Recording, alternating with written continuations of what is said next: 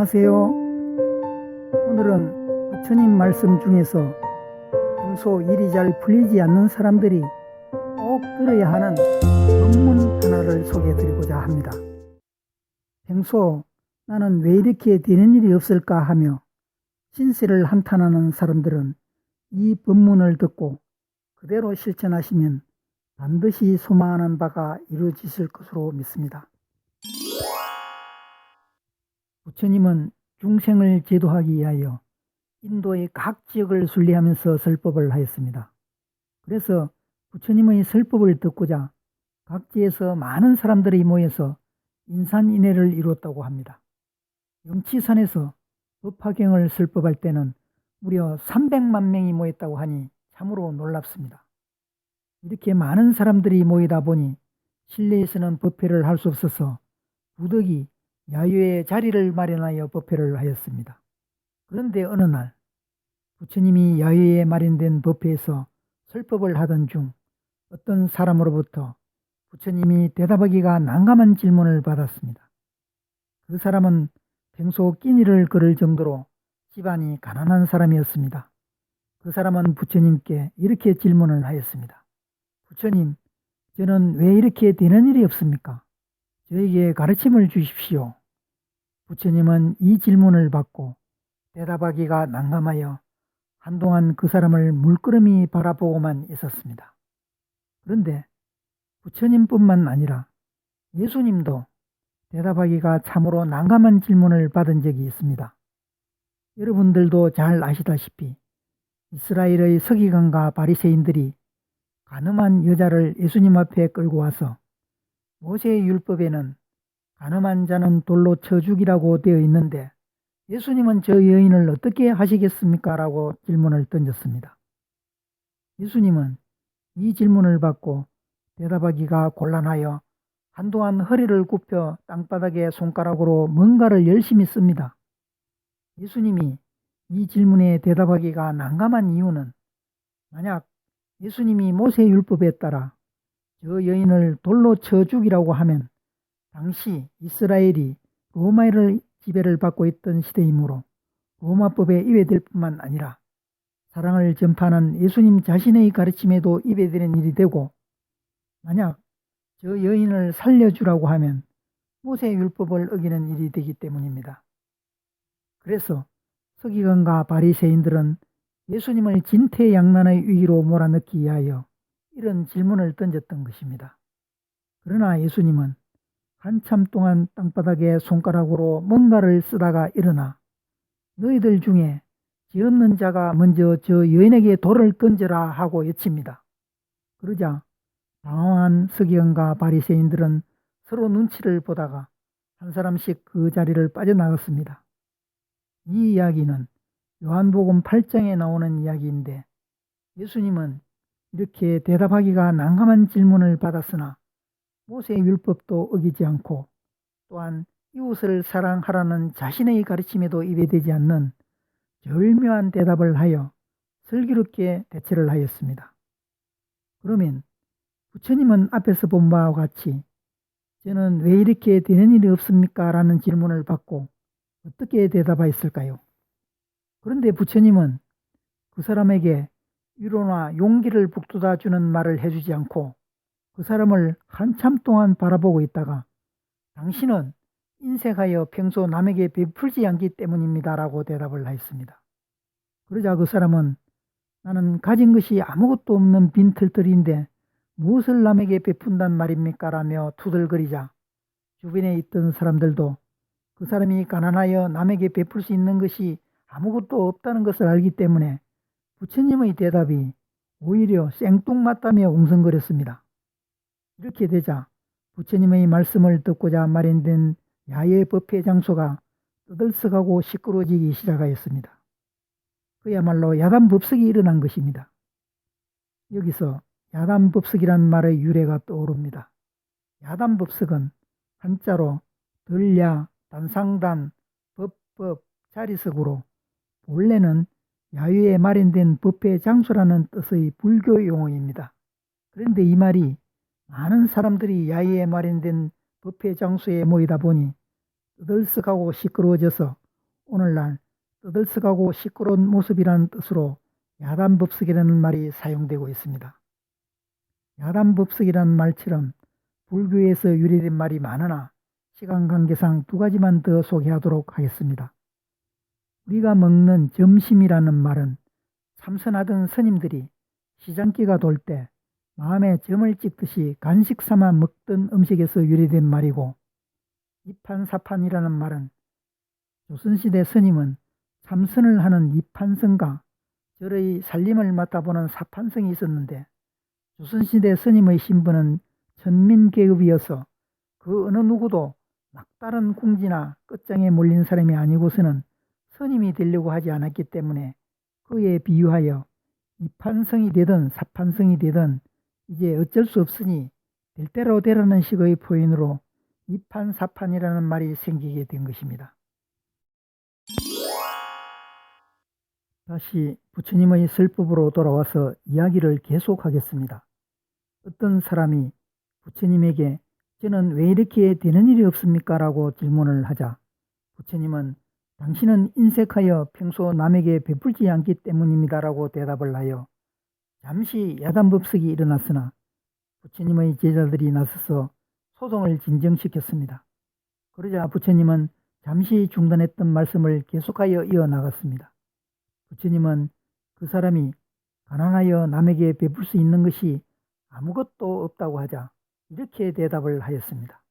재산이 없어도 남에게 베풀 수 있는 7가지 방법이 있으니 이를 평소 실천하여 공덕을 쌓아라. 그러면 무엇이든지 이룰 수 있느니라. 이렇게 말씀하시고 이것을 무제칠시라고 하였습니다. 무제칠시는 한자로 없설무, 재물제, 일곱칠, 베풀시로 재산이 없어도 남에게 베풀 수 있는 7가지라는 뜻인데 불경인 잡보장경에 나오는 말입니다. 부처님은 재산이 없어도 남에게 베풀 수 있는 7가지 중 첫째는 화안시라고 했습니다. 화안시는 한자로 화알화, 얼굴안, 베풀시로 남에게 화사한 얼굴을 베풀으라는 것입니다. 언제나 얼굴에 밝은 미소를 띠고 화사한 얼굴로 남을 대하면 복을 받는다고 하였습니다. 이것은 웃음인 복이 온다는 평범한 진리가 담겨져 있는 말입니다. 내가 웃으면 거울도 따라 웃고 삼라만상이 미소를 짓는다고 하였으니 이보다도 더 좋은 보시가 어디 있겠습니까? 부처님은 우제칠시 중 두 번째는 은시라고 하였습니다. 은시는 말씀은 베풀시로 남에게 친절하고 따뜻한 말을 베풀으라는 것입니다. 칭찬, 위로, 격려의 말을 베풀면 자신에게 복이 되어 돌아온다고 하였습니다.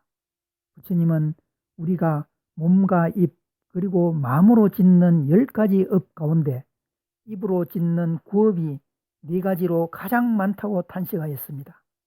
사람은 의사표현을 말로 하기 때문에 그 말로 인하여 상대방에게 씻을 수 없는 상처를 주기도 하고 따뜻한 말 한마디로 뜻밖의 행운이 찾아오기도 합니다. 예수님이 골고다 언덕에서 십자가에 못 박히던 날 강도짓을 하다가 잡혀온 강도 2명이 우연히 예수님과 함께 십자가에 매달리게 되었는데 이들 중 예수님의 십자가 왼편에 매달려 있던 사람이 예수님에게 너는 하나님의 아들이라고 하면서 어찌 스스로도 구하지 못하느냐? 네가 말한 대로 네가 누구인지 우리에게 증명해 보이라 하며 예수님을 조롱하였습니다. 그러자 하늘에서 먹구름이 몰려들고 갑자기 독수리가 나타나 그 사람의 눈알을 파서 물고 사라졌습니다. 그런데 다른 한 명은 우리는 죄를 지었으므로 벌을 받아 마땅하나 예수님은 죄가 없다며 끝까지 예수님을 변호하고 예수님에게 당신의 나라에 임하실 때 저를 기억하소서라며 구원을 청하였습니다. 그러자 예수님은 내가 진실로 네게 이르노니 오늘 너는 나와 함께 낙원에 있으리라 답하여 그 사람은 그날 자신의 죄를 뉘우치고 구원을 받아 천국으로 갔습니다. 이 이야기는 예수님이 십자가에 매달려 마지막으로 남긴 7가지의 말, 즉 십자가상의 7언에 나오는 이야기입니다. 두 사람의 강도 중 한 사람은 어려움에 처해 있는 예수님에게 멸시와 조롱의 말을 하여 구원을 받지 못하였으나, 다른 사람은 부처님이 말한 무죄 질시 중 은시를 행하였기 때문에 구원을 받았던 것입니다. 여기서 우리는 말의 중요성을 다시 한번 깨닫게 되고, 남에게 상처가 되는 말은 절대로 해서는 안 된다는 교훈을 되새기게 됩니다. 부처님은 무죄 질시 중 세 번째는 심시라고 하였습니다. 심시는 마음심 베풀시로 남에게 따뜻한 마음을 베풀으라는 것입니다.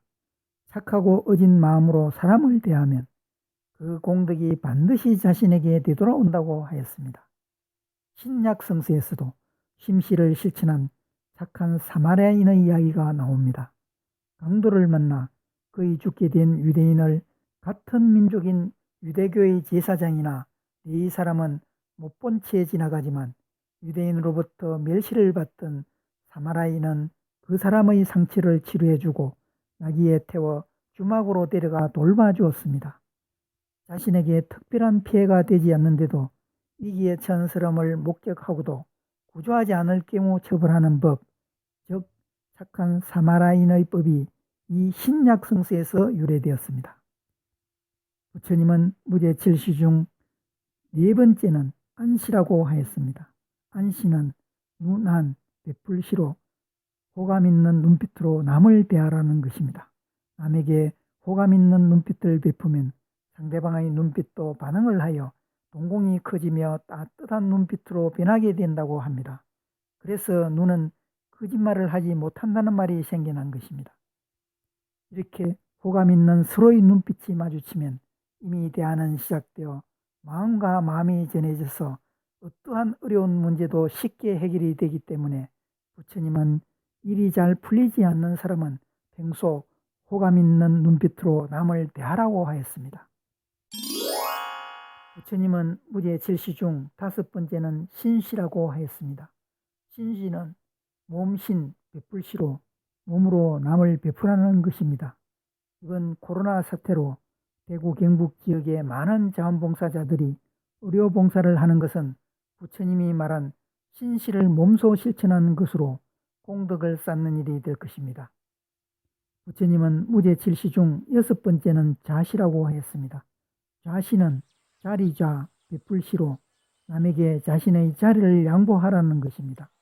대중교통의 좌석을 양보하는 일, 구급차의 통행을 위하여 자리를 비켜주는 일, 후배들을 위하여 자신의 자리를 내놓고 홀연히 정계를 은퇴하는 일 등 우리 주변에 자시를 실천할 수 있는 일은 너무나 많습니다.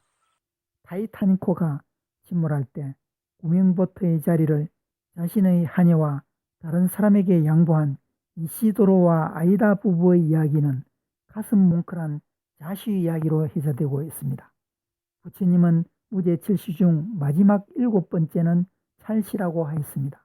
찰시는 살필 찰 베풀시로 상대방의 마음을 잘 살펴서 도와주라는 것입니다. 굳이 어려운 형편을 말하지 않아도 상대방의 마음을 헤아려 도와주는 것을 말합니다. 부처님은 이렇게 재산이 없어도 남에게 베풀 수 있는 7가지 즉 무죄 칠시를 말씀하시고 이를 몸소 실천하여 공덕을 쌓으면 반드시 그 선업의 가보가 저 멀리 우뚝 솟은 높은 산과 같이 다가와 현세에서는 무엇이든지 이룰 수 있고 그것은 극락왕생한다고 했습니다. 오늘부터 우리 모두 지금까지 남에게 제대로 베풀지 못한 무죄 칠시를 실천하여 꼭 만사행통하였으면 좋겠습니다. 지금까지 저희 유튜브를 시청해 주셔서 대단히 감사합니다. 앞으로 구독, 좋아요 부탁드립니다. 그러면 다음 시간까지 안녕히 계십시오. 감사합니다.